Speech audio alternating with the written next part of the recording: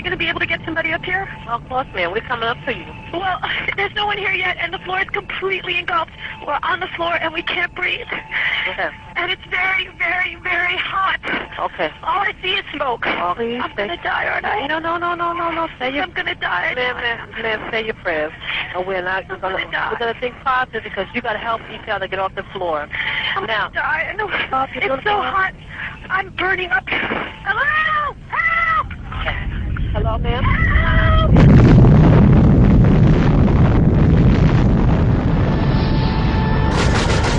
Osama bin Laden is the world's most wanted terrorist. Many to first place of bin Laden's terrorist organization, Al-Qaeda, making him arguably the most wanted man in the world. Wanted man in the world. The terrorist with I want justice. And there's an old poster out west, as I recall, that said wanted, dead or alive. If you go to the FBI website, they've got Osama bin Laden. And if you go to Osama bin Laden's webpage on the FBI most wanted terrorist list, you'll find that he's been indicted for the 1998 attacks, but not for 9/11. And in fact, a number of journalists called up the FBI and said, well, look, why have you not connected bin Laden to 9/11? And they said, well, I'm afraid we just don't have the evidence.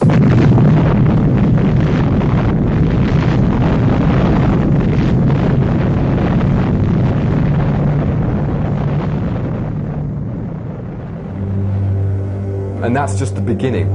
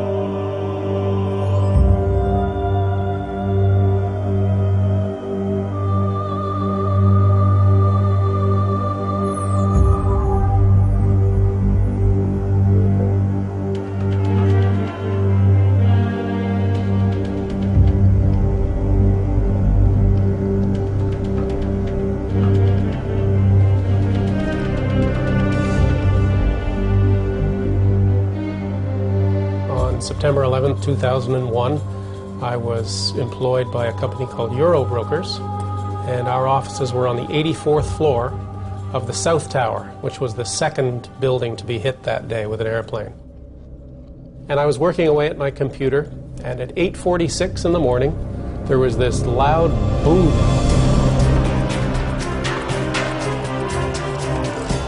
At 8:46 and 40 seconds, American Airlines Flight 11 hit the North Tower of the World Trade Center, causing extensive damage between the 93rd and the 99th floors.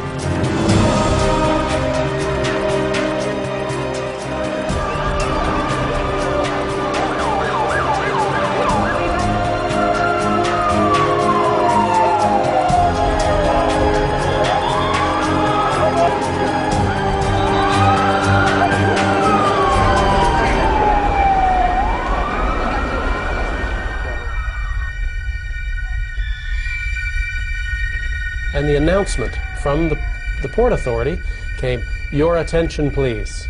Building 2, our building, Building 2 is secure. There is no need to evacuate Building 2. And 2 or 3 minutes later, I started talking with one fellow named Bobby Call. And Bobby told me that he had been down about 8 floors, 10 floors, heard the announcement, and had come back up. And as he was telling me this, boom, boom, this double explosion, and our building shook. At 9:03 a.m., United Airlines Flight 175 hits the South Tower.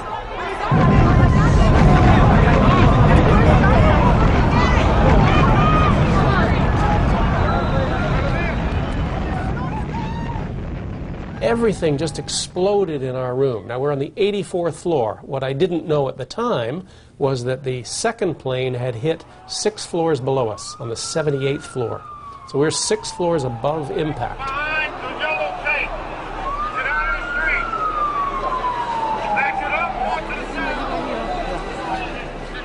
I heard this banging on the wall and this faint scream for help inside the 81st floor. I hooked underneath him and I pulled him up. He said later that I was like Superman. And we came up and over and I fell back down on my back, and this stranger landed on top of me and he gave me this big kiss. We got up, dusted ourselves off, and I said, "Come on, let's go home."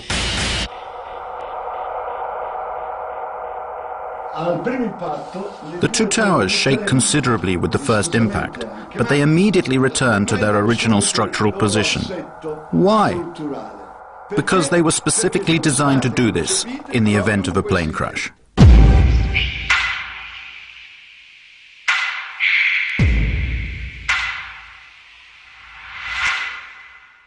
The towers were very solidly built. It's like a tree. You see, when you bend a tree, you have all these fibers in the tree, but they're interconnected. So when the tree bends, it can handle that motion.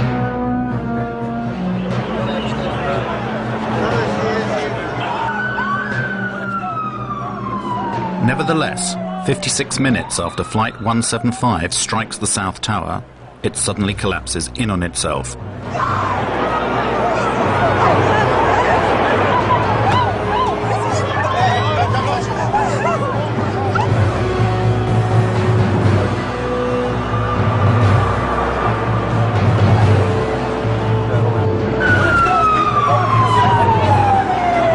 At the Trade Center, the tower that we just come out of, we started to see it, boom, boom, boom, boom, move. And we stared in disbelief as this took about 8 or 10 seconds for the whole tower just to go straight down and dissolved into its own ash.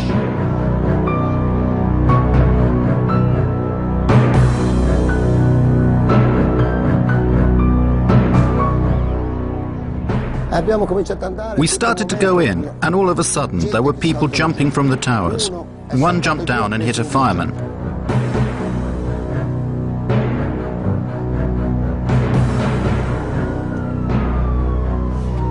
At 10:28, the North Tower also collapses.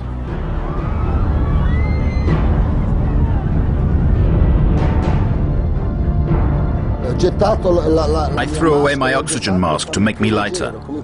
I started running because when I turned around, I saw the tower coming down. Then there was all this dust that got me. Not hit anybody as you drive.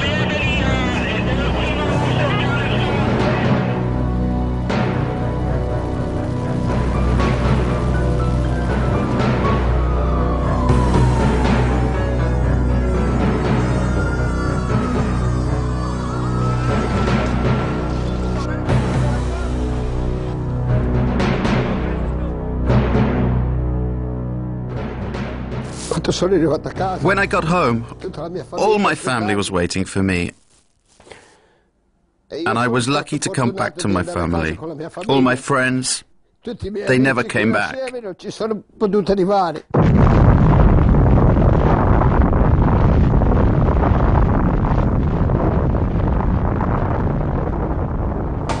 The official justification for the inexplicable collapse of the Twin Towers was written by the National Institute of Standards and Technology.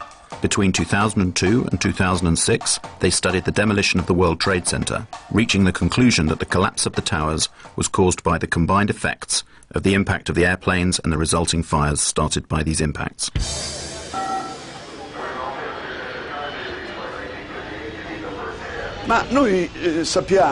We have been told by the very people who designed and built these towers that they should have resisted the impact of more than one airplane.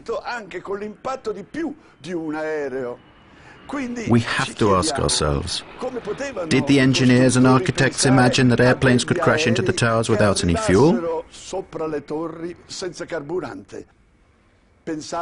Perhaps they thought that the airplanes could get there by just blowing in the breeze. Never before or after 9/11 have steel frame towers collapsed due to fire? In 2005, there was a fearsome conflagration in Madrid. A skyscraper went up in flames. It was a huge torch that kept burning for 20 hours. 20 consecutive hours. But in the end, the load-bearing structure remained intact. The skyscraper did not fall down.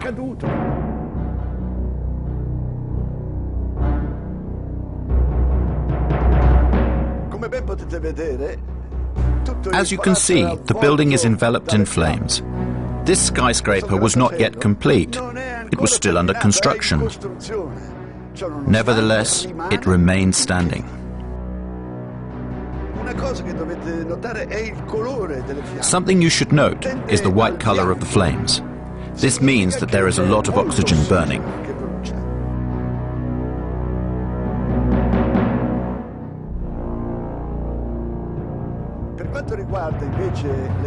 If you look at the flames coming from the two towers in New York, we can see instead that the flames are dark red and the smoke is black. The fires that were burning in these towers was a dark gray, a heavy, almost black gray smoke coming off. This implies an oxygen-starved fire. Nevertheless, 55 minutes later, the whole tower collapses.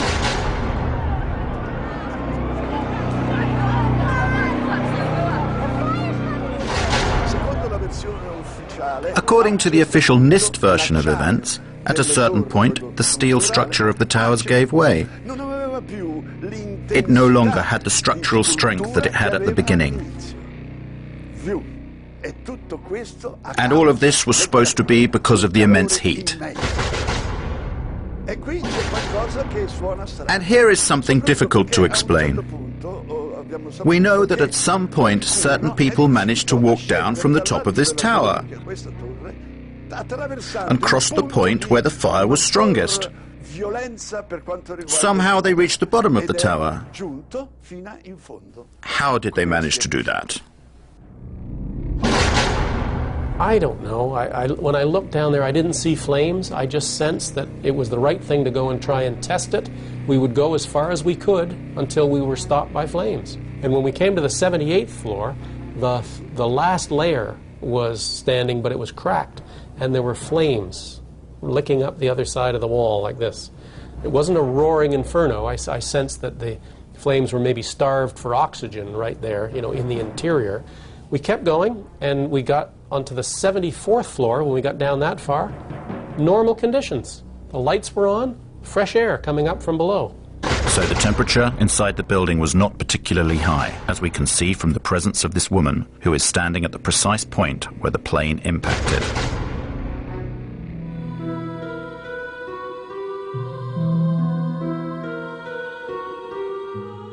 In order to verify the way the buildings collapsed and how the heat had affected the steel, NIST commissioned numerous tests, some of which were conducted by a company called Underwriters Labs.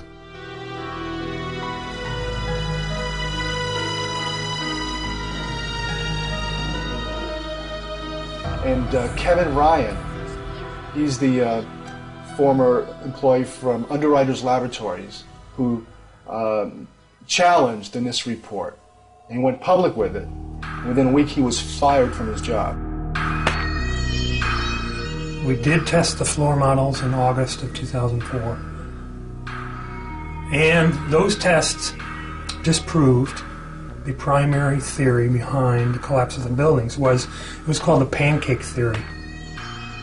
The floors would collapse upon each other into a stack of pancakes, and then the columns were no longer supported and the columns would fall apart. Well, the floor models didn't collapse in the tests, and these were in furnaces, testing furnaces, much hotter temperature, longer periods of time. They still didn't collapse. So a few months later, the government put out an update on their report, and they stated not only that the floors did not collapse, but they had done tests on the few samples they had saved from the fire zones. And those tests proved that the temperatures were very low.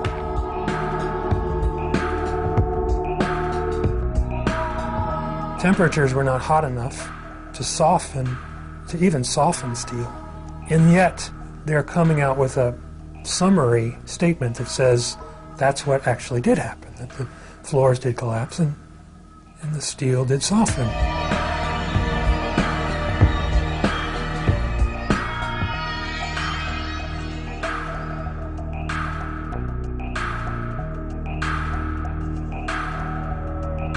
So they either downplayed those results or ignored those results, and they ended up putting it all in a computer. Thanks to computers, NIST managed to straighten this problem out, and the old pancake theory was replaced by the inward bowing theory. According to the Institute, the heat weakened the floors, which started to curve downwards. The external walls of the towers also curved inwards until they could no longer bear the weight of the structures above, causing the towers to collapse. Their final theory is almost entirely computer-based. And the computer itself is not really accessible. They haven't given it to us to examine. After having investigated it more over the last year and a half, I found that yes, they did contradict their test results, but additionally they also did manipulate the test parameters. They doubled one thing, they cut something else in half. For example, their story says that aircraft combustibles were at 13 tons in the aircraft cabin. The FAA says it's more like an average of 6.5 tons. That's double. So they double it. They double the time that their computer model exposes columns to fire, 90 minutes.